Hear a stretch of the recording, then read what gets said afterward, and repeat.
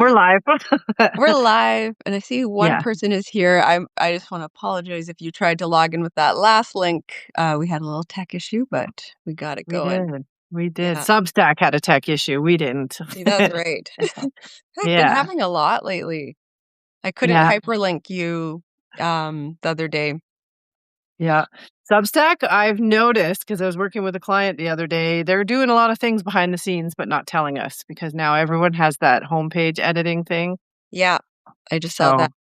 yeah, yeah. Yeah, I made my Okay, logo bigger. Yeah. I saw that. I will let you introduce us because you started this. All right. I actually wrote a few things down just so I can keep track. Um, For everyone that's here right now, thank you for joining us. I'm Ashley Evans. I write Wannabe Wisdom, and I write all about creative identity and just the idea of like coming into the fullest expression of your voice on the page. And I talk about working through creative blocks, and I often make myself the subject of my material. And and Yourself and dead mice. exactly. And I'm joined with Kristi Keller here, who writes several Yay. Substack publications, HomeBody-ish magazine, and Yeah, also Unstack Substack, and then yeah. previously Wildhood. Wildhood Wanted. Yeah. Yeah. I've had a long history on Substack.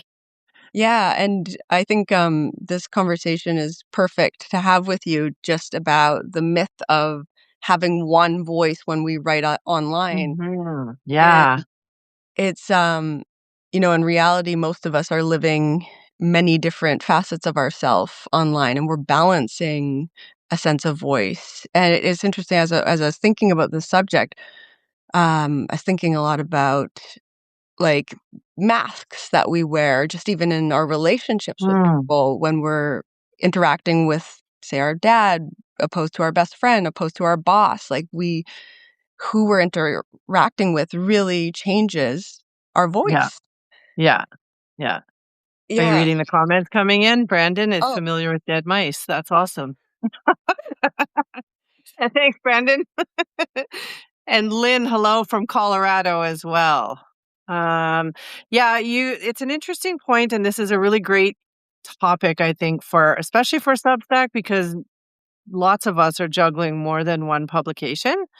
And I think that we kind of came up with this topic because I work full time on Substack and I write for pleasure on Substack. And so, like when I post notes, all of my clients plus all of my other people get those notes. And so it's like, how do you balance that? Or how do you, even in your head, thinking about what's going to be appropriate? Like, what if a client saw that? yeah. So it's an interesting thing to try and balance out or understand even. So even like thinking about that and say, I don't know if you want to think about all three publications you've had, but or maybe just We Unstack. could, we could. Substack. Yeah. Um, like how do you decipher them? One thing I will say, actually before we get into that, just thinking about I was thinking about how we met, and it's interesting Yeah. because my friend Mary sent me a gift gift subscription to Substack, and Oh, um and I loved it. Like I was just like, wow, it's amazing. You're so generous. You give so many things. I use that headline analyzer that you thank you. put out in one of them. And it was I must have left comments on a number of your posts, but one day I saw you had commented on my post. I was like, how does she know me? But it was interesting because your voice in your comments is so clear and it's so distinct, and you use a lot of humor as well. I really All the relate to time. your writing. Your writing is packed with humor. Um All the time. and that threads through HomeBody-ish and Unstack Substack. Like there's a very Yeah. clear voice. Yeah. Yeah, and so like I'd be curious to hear about how you bring humor and what are your like must-haves across the board, in all of your writing. Yeah. I don't know how to write without humor. Honestly, I don't because that's just my my state of being, honestly. Even in hard times in life, like after the hard grief parts pass, I've always written about it with a little bit of humor. Like I guess that's just the way that I am. I don't know how to function without it, really. Yeah. So in my normal personal writing on my personal publications, it's always been funny, but there's always a point too. I always try and teach something. And then on my business one, again, I thought when I first started my business, Unstack Substack, I thought there's no way that I'm going to be able to differentiate myself from all the other people giving Substack advice unless I just write in my own voice and make it funny and make it so- something. I just can't be normal, I guess, Yeah. or status quo. Yeah. It makes me think of a few things, but I do follow a number of Substack gurus out there that give a lot of advice, and I'd say like 90% of them are very businessy, very technical, Mhm, very salesy, and mhm. yours stands out. Like I don't even think of yours as one of those kinds of publications, but you actually are. You really are. It's a business. It Yeah. is. It's my full-time business, my full-time work, and I agree with you, and I think that maybe some people are like that because they feel like that's the only way people will take them seriously and be like, "Oh, she must, be good at her job or whatever because Hmm. she's serious." And I can't do that. I don't know why, and so I guess it started that way, and it was gonna be either make it or break it, really. So, yeah. Yeah. Yeah, I'm finding the same thing, we can talk about the distinctiveness of the different voices, and I do wanna hear about that, how they are different. Um, Mhm. but I find the same thing, like, there's a through line of authenticity that Mhm. has to come through in anything I write, now. Yeah. Like, it's like, and maybe it's the day and age we're in as well. Like, there's this, Yeah. um my background is communications, and we had to study Marshall McLuhan, who's Canadian communicator, actually, and Go one of the Canada. yeah, go Canada! Um, and by the way, I love your little Canadian flag, I always, feel so, I think all the Canadians should have it. yeah, I should do that. But he talked about in the '70s how in this new age we're in, the electronic age, that the personal and the private has merged Yeah. online, and I find that, that is part of the authenticity, is, the ability to I mean, you get to choose how much you share online, what you do and don't share, but that authenticity, actually breaking that professionalism, I guess Yeah. that's a sticky subject too, but it's important for me, and sometimes I get really uncomfortable with, did I go too far? Did I share too much online? I mean, I am Mm. trying to be taken seriously. Yeah. Um, yeah. I don't know, I think, though, being authentic is what differentiates you. If you can't talk about real life stuff, like, for instance, again, back to that, my business and my pleasure is both on Substack, and people can see both. So the first time I mentioned something about my son in a note or whatever, and, like, the grief journey with that, I was like, "Is that gonna be too much? Because do my business people wanna see me talking about my dead child?" Like, "Is that too much?" Yeah. But I think we're all humans, honestly. And I listen to a lot of masterclass because I do this is such a homebody thing, I do puzzles sometimes, and I get bored just doing puzzles, so I listen to masterclass podcasts, Hmm. and, a lot of them are, like, these big billionaire business people talking about being disruptors. Yeah. I don't think that you can do business without having something to differentiate yourself from them, and for me, I guess it's humor. Yeah. I don't know. Absolutely. Yeah, absolutely. I've been obsessed with Nora Ephron last few years, and she wrote that sign, or that she came up with that quote, "Everything is copy." I wrote about it in my last essay. Mhm, mhm. And I wrote about the time when I was in the Yukon, and I was visiting my parents who lived in a cabin, and I had to go to the washroom, and there was a dead mouse in the toilet, and I have this moment of, really, do I poop on this dead mouse's head, and worrying about clogging the toilet. Um, and I just always loved her advice. Everything is copy. Everything is a story. Everything, yeah, and Everything is I just saw that right before we came on live today, and I mean, and then I had a life story that, like, totally related to that, the dead mouse in my dog's water dish. So it was like, you don't know who can relate to your stuff until you write about it, and I yeah, think that's yeah. I need to know, though, did you flush? You know what? I don't remember. I can't. It was so long ago. I don't remember if I did or didn't. I might have called my mom and been like, "Can you help me deal with this?" So, Uh, that's yeah. so funny. But going back to what you're talking about with grief and talking about your son online, um, Yeah. I know, like, actually, Lynn, who you had said, oh, Lynn from Colorado, she speaks about grief a lot in Oh, does in she? her publication, and I think there must be this a vulnerability to it, but like you said, everyone, we're human. We go through Mm, these incredibly traumatic experiences. But yeah. yeah, so what was that experience like for you? I when I read a recent essay of yours and you talked about the glass blowing Yeah, um yeah. Yeah. experience, like I felt your heart shoot out of the screen, out of the words and hit me. Like it's so powerful, you know? Yeah. Um But these things that get in the way of our ability to speak so truthfully. Mhm. Fear, um, But do they get in the way, or is that just us thinking they'll get in the way? You know? yeah, Because as soon as I mentioned it once or twice, on Substack, people started rallying around and they'll share their own because literally everyone has grieved the loss of somebody. So yeah, why do we feel like it's weird to talk about it?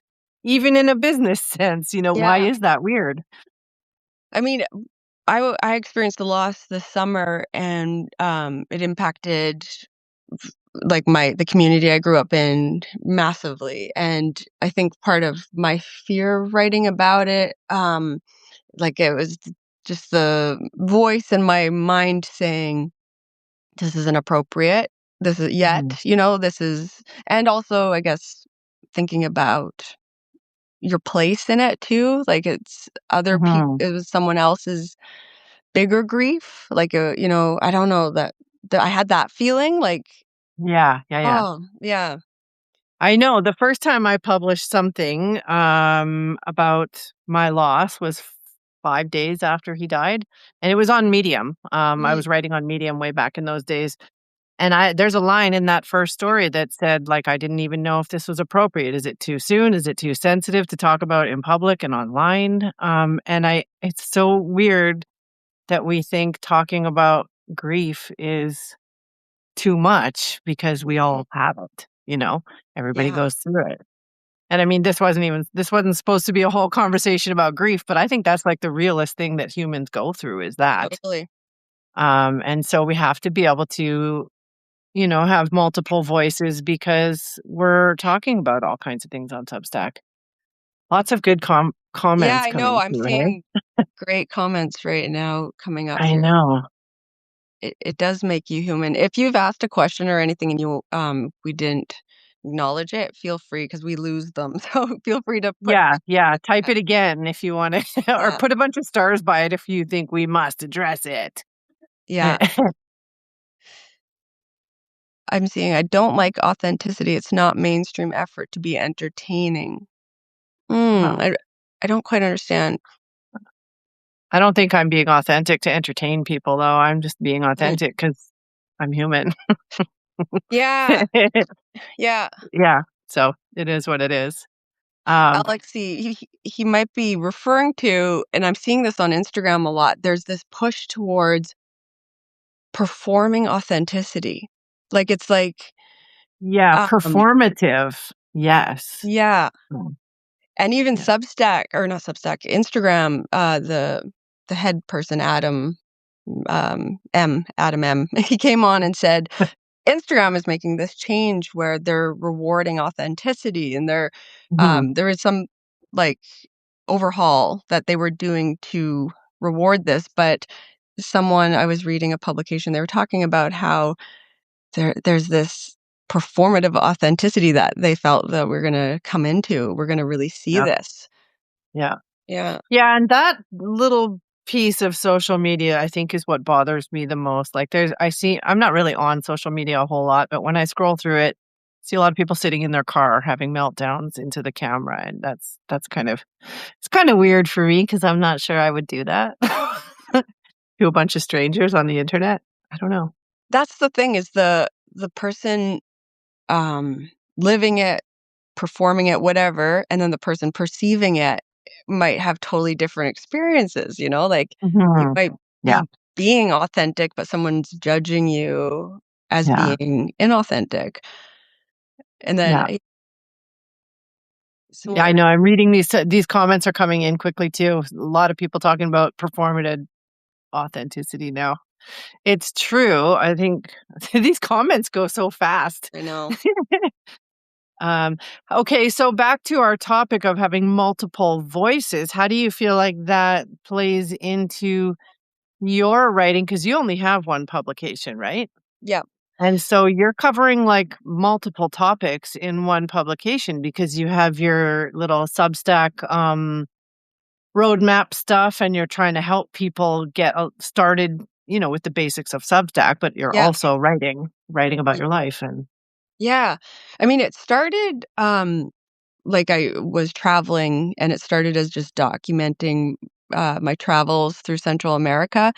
But I always had the sense that I wanted to talk about creativity and this idea of coming into full expression of your voice, because it's something I always felt so blocked. yeah. And writing felt like the gateway. So that felt really, really concrete, and that vulnerability of exposing stories where I felt very vulnerable or blocked, or, I was working through some sort of creative villain. Like that felt very like Yeah. a core in my writing.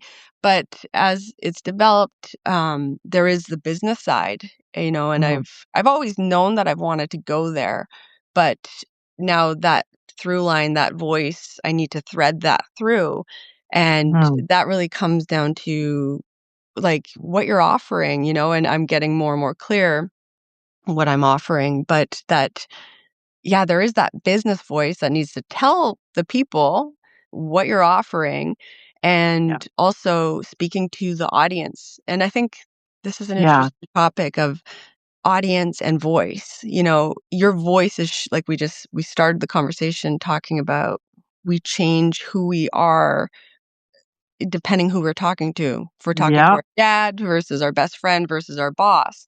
And so getting really clear in my mind about who my target audience is. I hate to Mhm. use that marketing language, but my background is Yeah. communication. We talked about like we'd always say, who's the target audience? What are your key messages? Yeah. What are the things they're struggling with and dealing with? Yeah. And and then really making those elements apparent in the writing, while at the same time keeping your authentic voice, your Yeah. creative voice, telling Yeah. stories. It's only taken me 2.5 years to start to find this like structure. And now it's like I really like to start off with a story. Yeah. Um, and then you'll notice if you read my articles, they start off creative, they start off with a story, vulnerability, vulnerability, vulnerability, and then it all funnels down to this more call to action. Yeah, and I think Yeah. everyone kind of works from some kind of template, like an imaginary template like that. Ish. Yeah. Yeah. Y- Totally. Um, yeah, it's the same way with mine too, because I always have some kind of offer in any post that I write, whether it's business or pleasure, even at the end of my HomeBody ones, there's always going to be a tip CTA or something. Um, so yeah, I guess we just have to be comfortable. People in general need to be more comfortable making that offer in a way that doesn't feel gross, you know? Yeah, that's So I exactly think, it. Yeah. yeah, and that's why I like to keep my business publication lighthearted as well with a little bit of humor because I want to feel like I'm approachable to people. I do change personality and lingo from client to client, depending who they are and how, like, what I'm vibing with them on. But Mhm. I like to be approachable with my business because I'm not who a lot of Substack teachers are. I'm not that person, you know? Yeah. You just made me think of something. You kind of like can set yourself up from the beginning if you are clear with what kind of voice you feel most comfortable speaking and writing in. Like, um, and it's by choice of like who you're offering things to, like Mhm.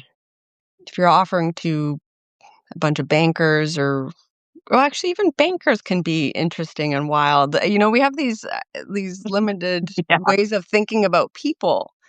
we do. We do. Yeah. Definitely. I was myself from the very beginning with my business. Even when I built my website, I was like, oh, is this over the top? Because when I look at other, there's Adrian, I can't remember her last name, Adrian Clark. I think she's a Substack helper and she's very business on her website. Sarah Fay is very business. Mhm. Um, Claire Venus is very sparkly, she's Claire. And I'm the funny one. So I guess we're all different in our unique ways, but we have to be, I Yeah, guess. there's also Landon Librian, I think it is, I and don't know who Wes that is. Pierce and Anna Kalin. Yeah. They're all very business, very sales. Um, Okay. I didn't hear of the other two that you had just mentioned. yeah, I yeah, always feel like I'm the only one except for Sarah Faye and Claire. And then I hear all these other names. But I yeah. mean, I think it's good. There's a lot of us and we're all doing and focusing on different things. So it doesn't, I don't feel like Substack is a contest or a competition at all. I feel No, I like think it's yeah, the most collaborative universe I've ever been in as far as writing. yeah. And if you really do bring out your own unique eccentricities, life experience, there's no Mhm. way you're gonna, replicate someone else or them replicate you. It's just Yeah. Yeah. I have a question. Have you ever felt trapped by a voice that's performed really well? Like that you've mastered or and it just eventually you just kind of felt restricted by it. And maybe actually I will Good let you question. answer it, but I already have a sense of where Well, it might not be the answer you think it's gonna Mhm. be. I have maybe not been felt like I've been trapped by a voice, but I've definitely been trapped by a niche before. And for the Americans online, niche is the same as niche. We say niche in Oh yeah. Canada. Right. Um, I have been felt trapped by my content before with my Jamaica blog. After I made the decision to retire that lifestyle, sell my my assets, and just quit being Jamaica, like Miss Jamaica. Um, I felt trapped by that because I had an audience for 10 years, like a very dedicated audience. Who was that And audience? What was Just their all the people that read my travel blog, because my blog was only travel? about Jamaica, Yeah. and so I became, like, the go-to household resource for all things Jamaica, and then when I quit that life, um, even now, people after it was funny, even after my son died, somebody on my Facebook, some follower of my blog from years ago was like, "You just need to go to Jamaica and find yourself again." I'm like, "No, I don't. I need to sit at home and cry." Like like, this is not what this is about.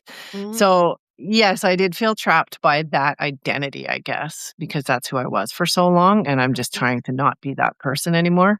mm-hmm. So, maybe one day when I'm old, I'll move back to Jamaica, but that's not gonna be right now. Mm-hmm. You Well, know? I think it takes bravery to like shed an old self and reinvent Yeah, yourself. And I do yeah. think as humans, we reinvent ourselves so many times throughout a course of Constantly, a constantly. lifetime. Yeah. Yeah. That's I just did, like, in January when I quit Yeah. my old publication and launched a new one. I didn't even tell my audience I was doing it. I just did it because I was You know, like, "That's not who I am anymore." yeah. When I saw the emails come out about it, felt natural. Like, I'm like, oh, great. She's doing another publication. Okay, Like good. I think we think more about it in our head than other people do necessarily, Yeah, I think so too. I think that we think people are thinking of us more than they actually are. Did you feel like it was starting over completely, or do you feel like it was, like, arriving somewhere new with HomeBody-ish? I think it's kind of a combination of both. I wanted the fresh start. I guess it was just kind of giving myself permission to write about a completely different thing because when I started Wildhood Wanted, I was a different person and I thought that whole thing was going to get me out there and finding my wildhood again. And that's just not what I'm doing in my life. And so after 2.5 years, I was like, this is not really what I'm doing. So I should change this. Yeah, I thought about rebranding that publication, but then I was like, no, because, if you have something for years, everything is woven in there already, right? So I yeah, just thought, no, clean start. start. Yeah. Did you Yeah. ever have a moment where you felt like, maybe my readers aren't gonna come with me, and I'm just Yep. really gonna Yeah. how did you work through that? I was just like, it doesn't, I just had to come to terms with it and think like if I lose people, I lose people, and that's what it is. Because Yeah, it was very different audiences. Like one was about being wild, and the other one was about being a homebody. So I'm like, surely I'm not going to keep everyone when I make this switch. But then I felt kind of validated because a few people messaged me and said, this feels more like my vibe, like being homebody ish, you know. So, it is what it is. I lost about 1,000 subscribers in the oh, wow. transition, and Yeah. I was like, "Okay. It is what it is." Kristi, we can learn a lot of, resilience from you because that like, you're like, "Oh, it is what it is. It's so easy," but most humans really struggle with those, like, I do. those feelings, you know? I feel like, because I had been through it before, my Jamaica blog had hundreds of thousands of views every month, and I quit that, like, without a moment's notice. I quit it, and I listed the domain and all the social media assets and everything for sale and sold it. So, like, that was a way harder thing to quit than Yeah, a 2-year Substack.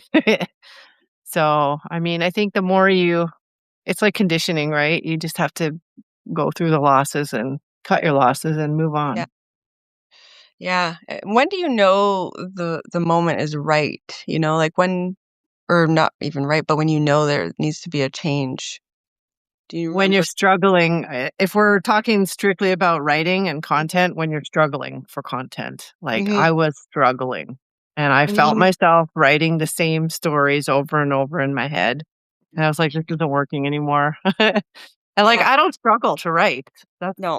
that's the thing. So if I felt myself struggling, I knew it was time. Yeah. Yeah. Yeah, that's a really good indication. Yeah. Who said Mm, this can feel like a cleansing to the soul? Nicholas, you're totally correct. Close up shop on something you've invested yourself fully into. It's totally true. And like you said, Ashley, we're constantly reinventing. So how could we expect anything to stay the same forever? You yeah. can't. Yeah. Yeah, absolutely.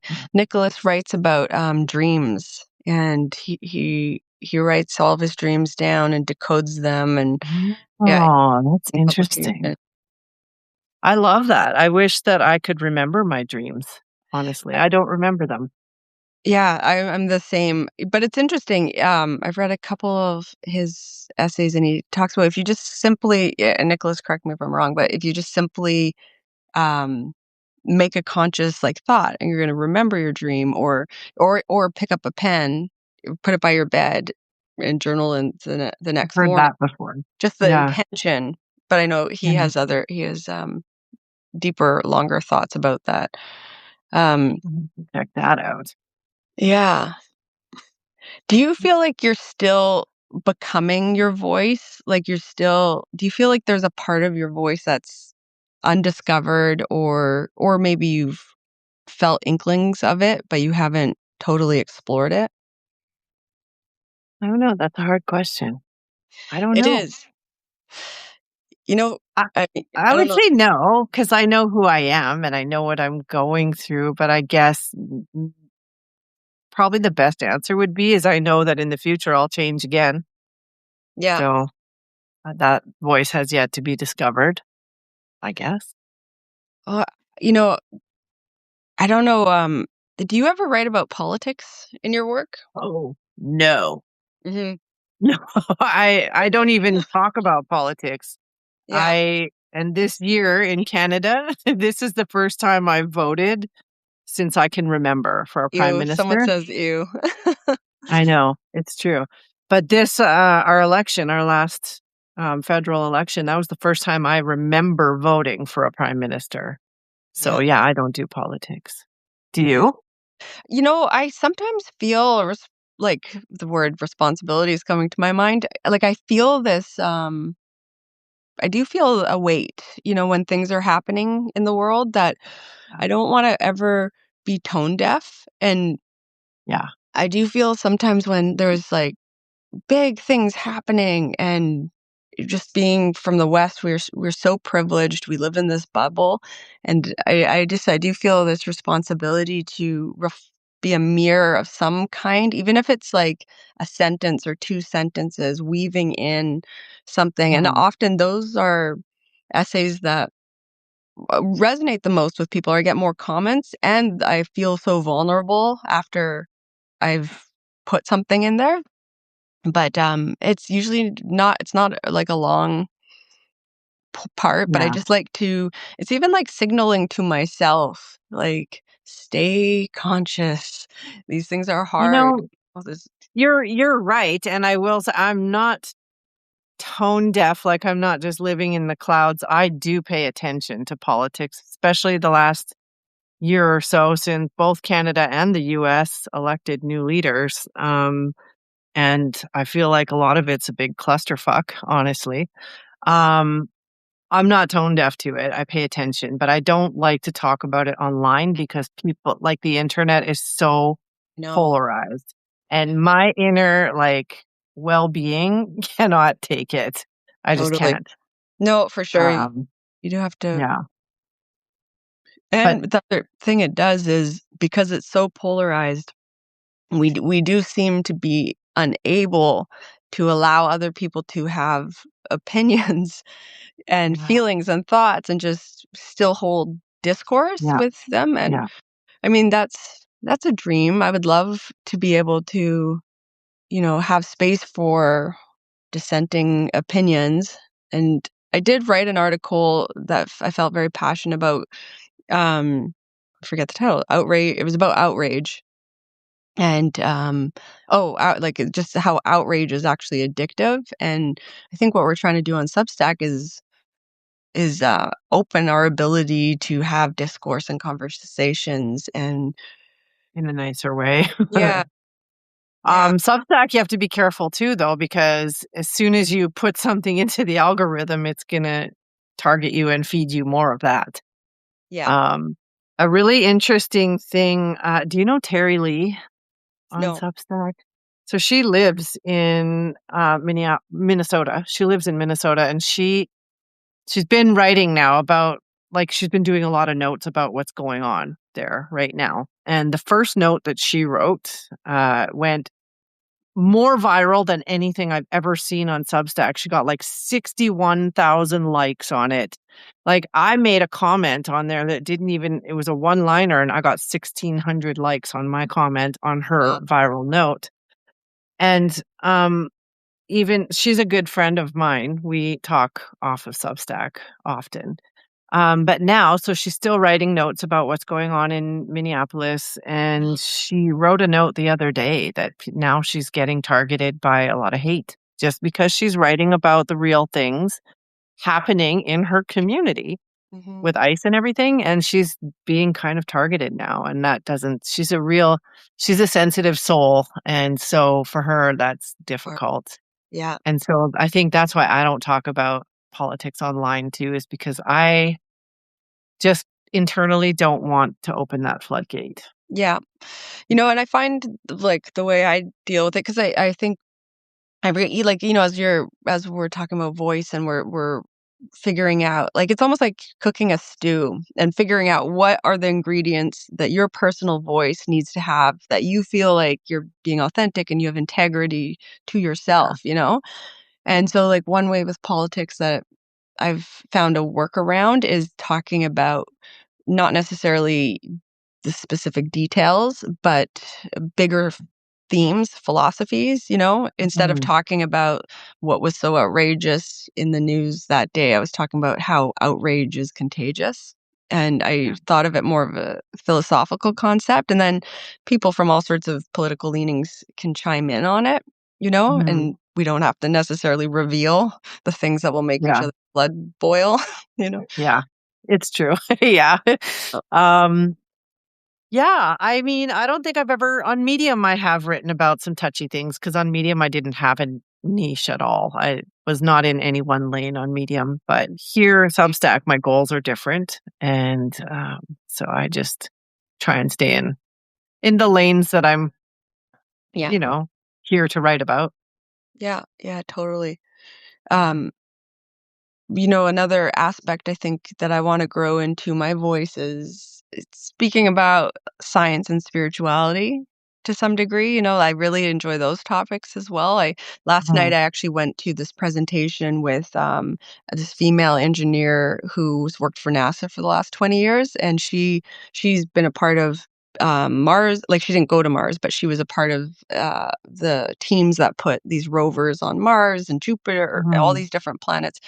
But it was just occurred to me, like she was saying, that there's 300 billion planets like Earth in the galaxy that have potential for life on it, and just, like, my brain just kind of, like, explodes hearing stuff like that, and, for Yeah. me, that's a form of spirituality, or getting in touch with your spirituality, is thinking about how we're just a little speck in the cosmos, and so that's another element, ingredient of, I find, my voice that I'm trying to weave in as well. Like, um, Mhm.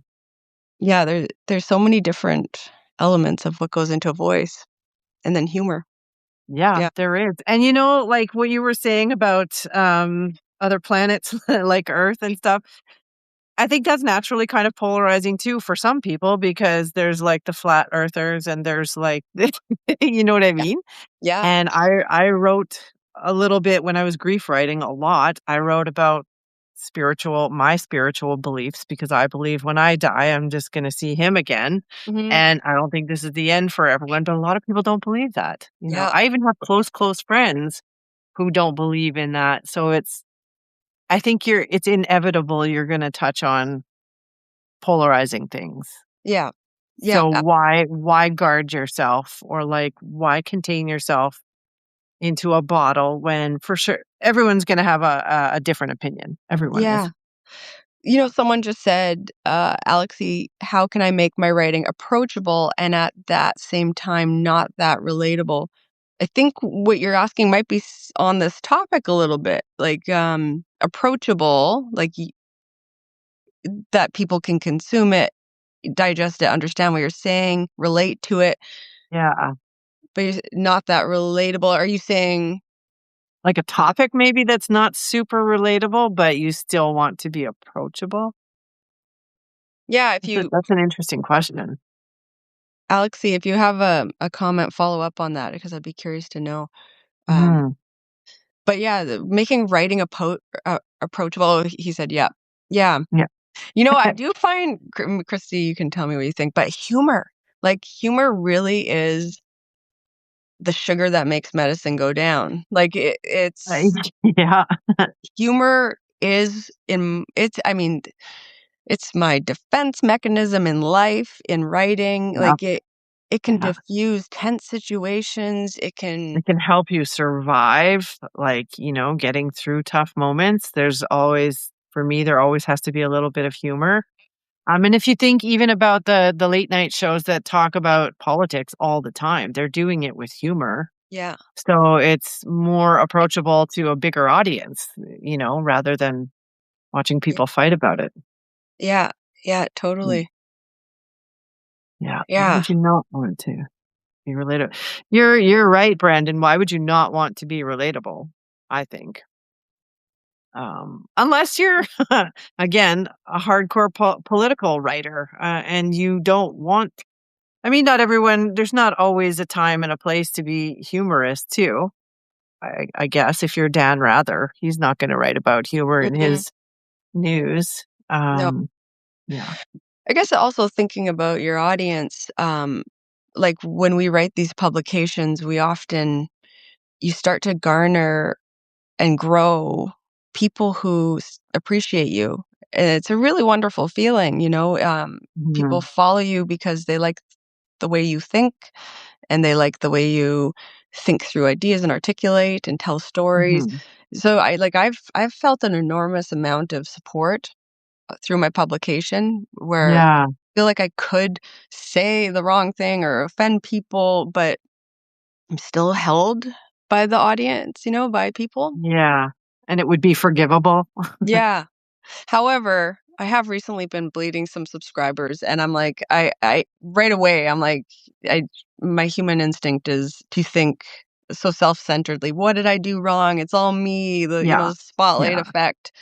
Yeah. Um, And I mean, it could just be Substack too, because I know they call people regularly. They call your oh, list regularly. oh, I didn't know that.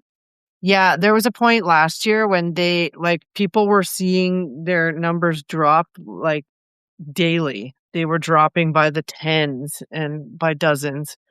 I think they're trying to do a lot more in the way of making sure that spammers and scammers Oh, are okay. getting off of lists. So I Yeah, think, like when I exported my list from one publication and added them to the next, and that thousand or so people that I lost, they could have been fakes or they could have been spammers. They could have been yeah, bots. yeah, So that's why I wasn't that heartbroken about it because I don't want fake subscribers anyways, you yeah. know? No, for sure. You want an intimate, engaged audience. Yeah, Yeah. it's true. So all of these questions that you've asked me, like I didn't come prepared with questions for you. Oh, no, you've asked me the same back, like, that I can ask I can answer the same questions. I was thinking about, like, what would you say to someone who feels like they're trying to fit their voice into a publication or they feel like, um I actually wrote a question down here. What would you tell someone who feels like they're too many people to fit into one voice or one newsletter? Like, you've taken the risk of starting new newsletters, but there also comes a time when I think people will abandon ship really quickly and find they're like, "Oh, I'm done with that one." Or Mhm. like there's I do many. that. Yeah, Yeah. Um, but you have really good questions. You also stick Oh, thank you.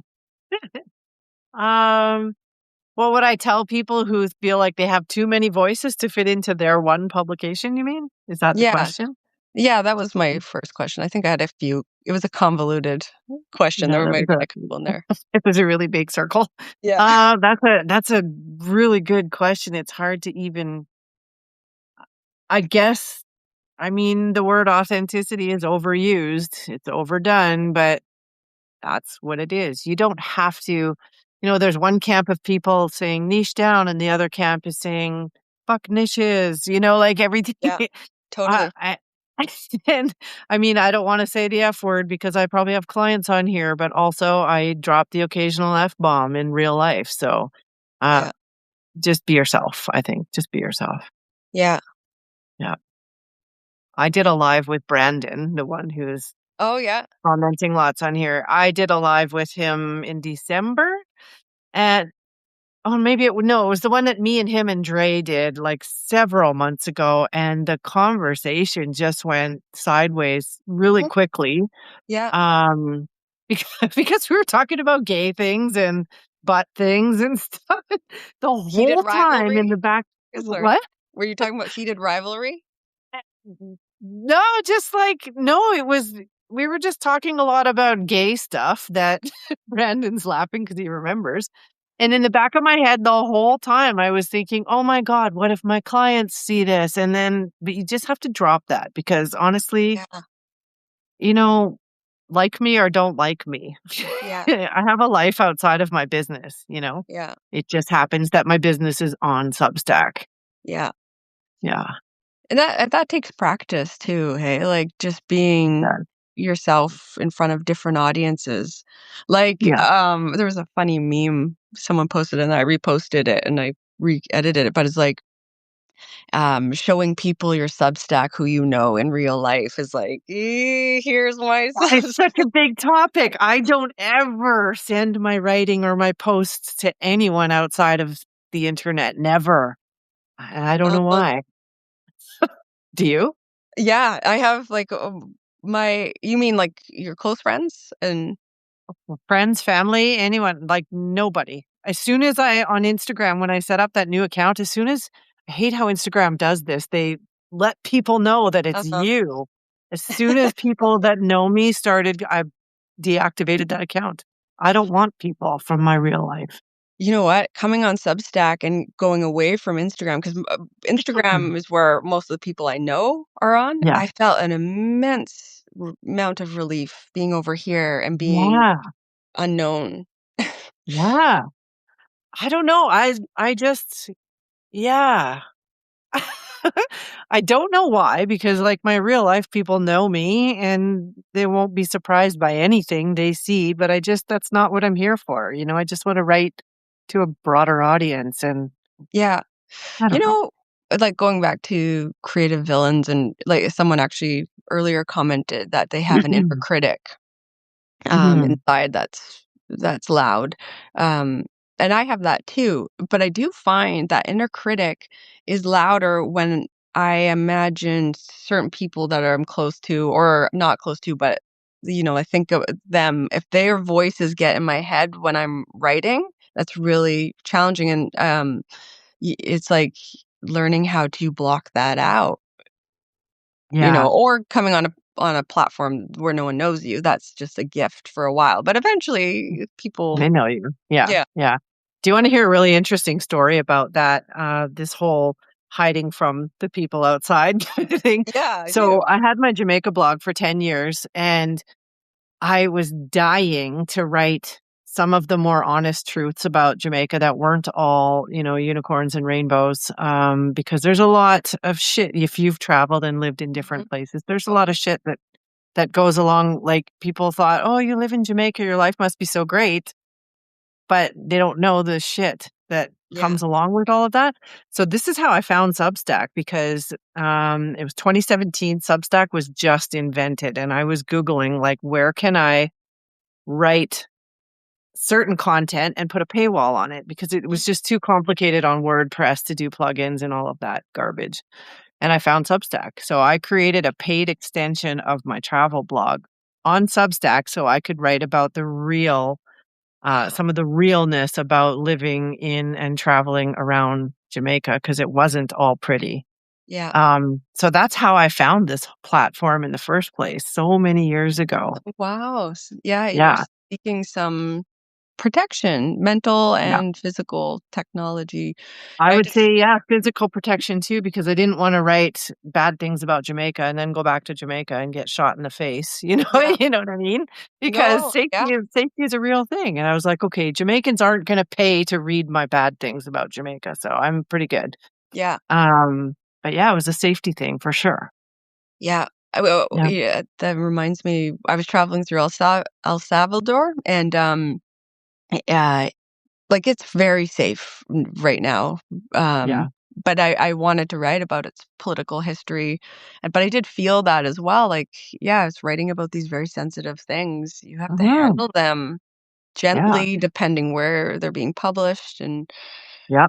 yeah. Yeah. And people, again, they have opinions. I published a video on my YouTube channel that Uh, it was when I lived in Jamaica in 2011. I published a cooking video and I made some comments in the video that some people didn't take too kindly to.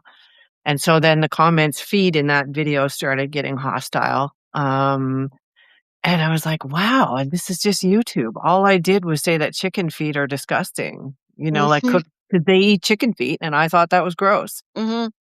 So like people were angry about that. And I'm like, really? Yeah. It's You can't even talk about that. Yeah. It's interesting. Who is this talking about? Oh, watch out not to get killed in Jamaica. I mean, I was never worried about that. I never felt unsafe there, but at the same time, you got to be smart. You know, you can get killed walking down the street in your own city if you're not Yeah. smart. Yeah. There's something about, like, writing online and the digital screen, we lose empathy. There's actually studies done behind it, with, like, online bullying and, like, just there's just something about the digital screen that our receptors, our empathy receptors in our brain don't trigger as if someone was next to us and we were having a conversation. You know, when you're dealing with a Yeah, human being, you feel that empathy even if you don't agree with this person. yeah, Whereas we're kind of disconnected from ourselves and yeah, yeah. yeah. It's true.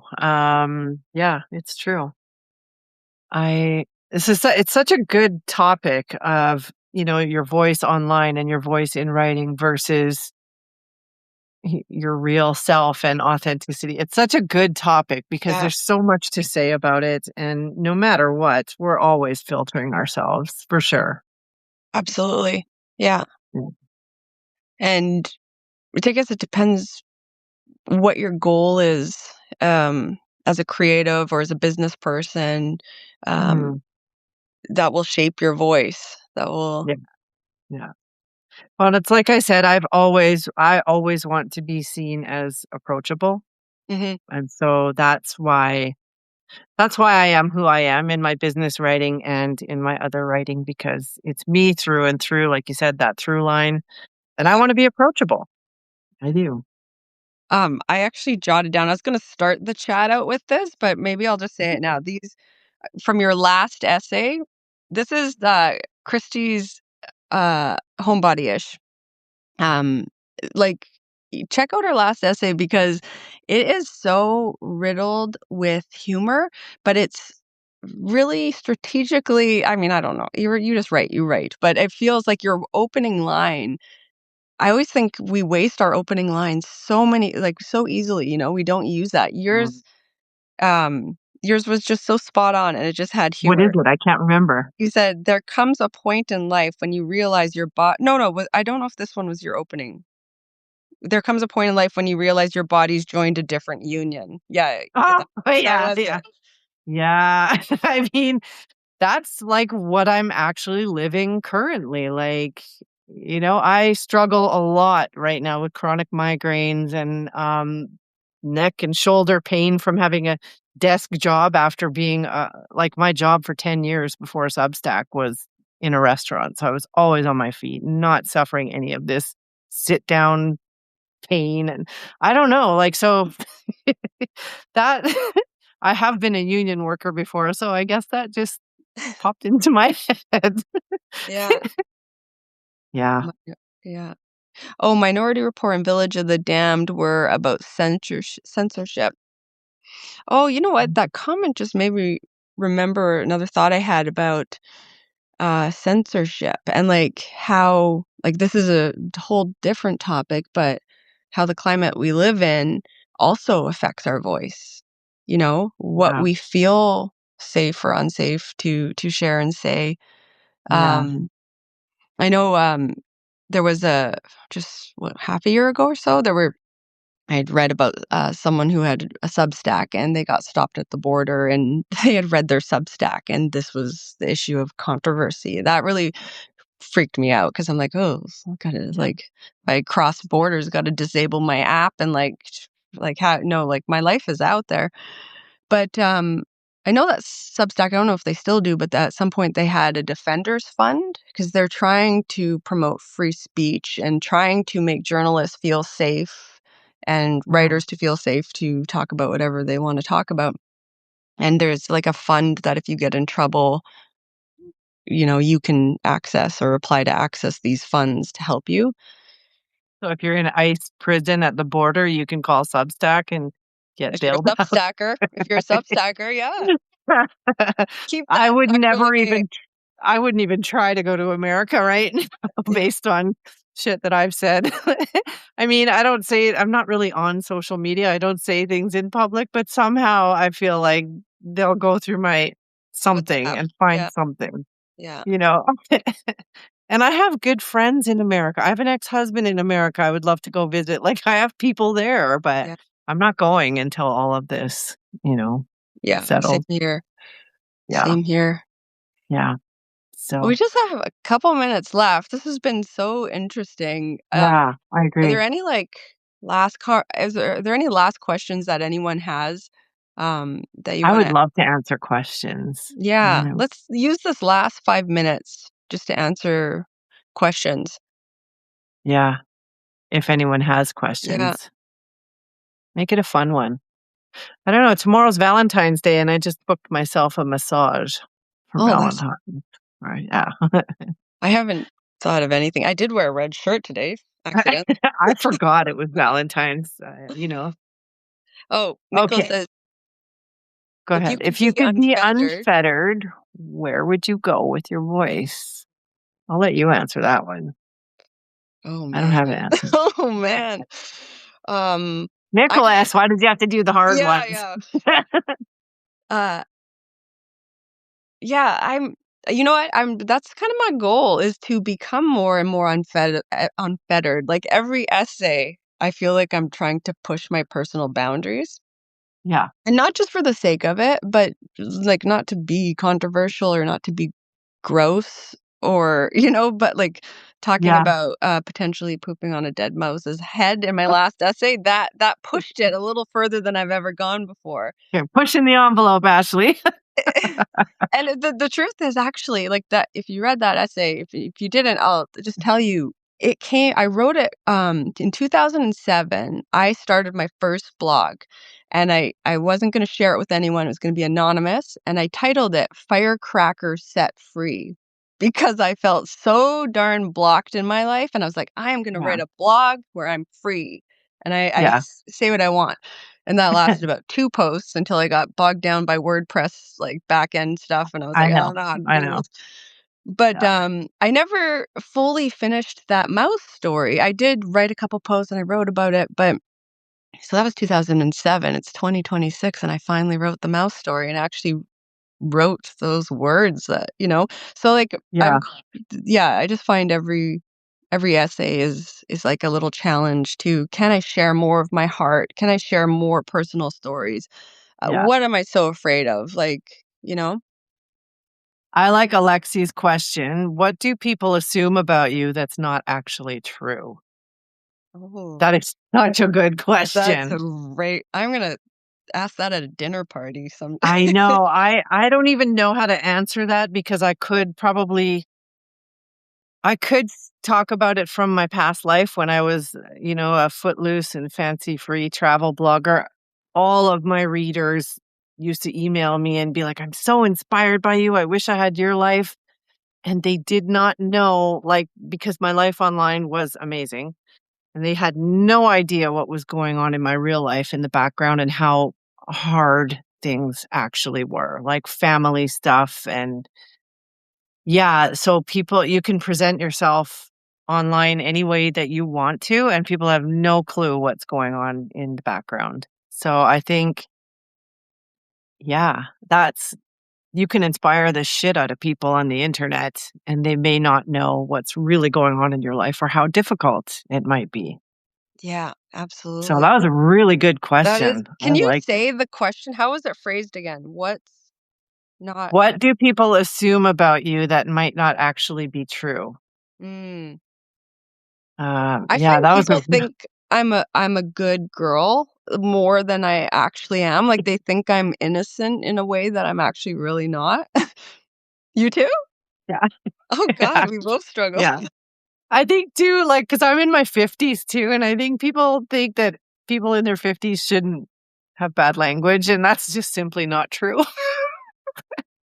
Yeah. I I don't know. I've noticed, like, a couple of times I've used the language in this live, and that sometimes just filters out Yeah. into the world.